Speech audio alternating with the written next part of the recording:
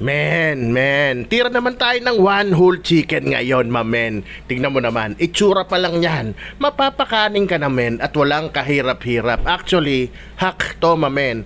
Galing yung panimpla niyan, dun sa sikat na bilihan ng chicken, kung tawagin hindi na kailangan ng sarsa. Hindi ko alam kung pwede sabihin Pero di ba may drippings kasi yun. Pag umorder ka, bubuhos mo yun sa chicken. Yun ang ginamit ko, mamen. So, hack to. Kung alam niya uniform, bahala na kayo. Ayoko sabihin kasi baka bawal, mamen. Ayan, bumili nga ako isang buong chicken kasi paborito rin ng anak ko yan. Tapos pwede kayo manghingi ng drippings kasi since walang sarsa yan. Pwede mo ibuhos yan sa lutong manok, mamen. Yan yung drippings nila, kaya talagang nandyan ang lasa. Kaya naman naisip ko, mamen, tirahin ko nga yan. So pag uwi ko, dali-dali kong kinuha isang buong manok ko. Sinison ko magkabila ng salt and pepper, mamen. Tapos yung drippings ang gagamitin kong pangbabadya ng overnight, mamen. O kung nandyan ka, nanonood ka, mamen, baka pwede mong pa-comment kung ano yung mga paborito mong ulam o kaya kung ano yung ulam mo ngayon para naman magka-idea ko kung ano yung content natin sa susunod. Ayan, mamen, bago ko binaliktad yung chicken, in-injection ko muna sa breast yung pambabad.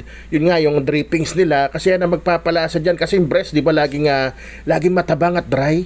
Yan, para hindi siya mag-dry, mamen. Promise, ang sarap nito. Minukbang mo kagad to pagkaluto. Pero syempre, kailangan natin ibabad yan. Takpan natin para hindi makontaminate sa rep or hindi matuluan or hindi rin sa mga moy. Yung juice ng mga anak niya, lasang chicken na. Rep natin ng 24 hours. Palikan natin bukas, mamen, tayo magsitulog muna. Good night, mama, chup chup. Men, tapos na yung 24 hours, men. Ayan na. Yan, habang nagbibideo nga ako, pinasalang ko kay SB muna kasi nawawala yung tripod ko. So, ang cooking time nito, mamen, ang temperature 200 degrees.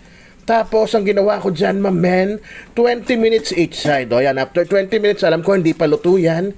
O, another 20 minutes sa kabila, mamen. Yan, hindi pa luto yan, pero paluto na, pero hindi pa ganyan yung gusto kong tostado. Binigyan ko pa sila ng tag 7 minutes each side. 7 minutes dyan, tapos maya-maya 7 minutes din sa kabila, mamen. Oo nga pala, mamen, kung nandiyan ka pa, nanonood ka pa, baka pwede mo naman paki-like and share yung video para matutunan na iba yung hack natin. Baka makalibre ka pa nga kasi talagang pagkakilala mo yung bantay dun sa sikat na nabilihan ng manok na yun, pwede ka nang mahingi diretso ng drippings. Tignan nyo naman yan, after 7 minutes, ang lambot, mamen, ginunting ko lang na pang papel, tsaka syempre, ipaplato ko na yan at titirahin ko na yan, men. Baka tirahin pa ng iba, paano? Wrap siya! Man.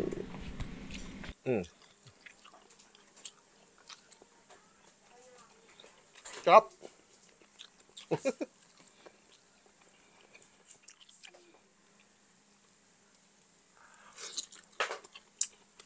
Mm.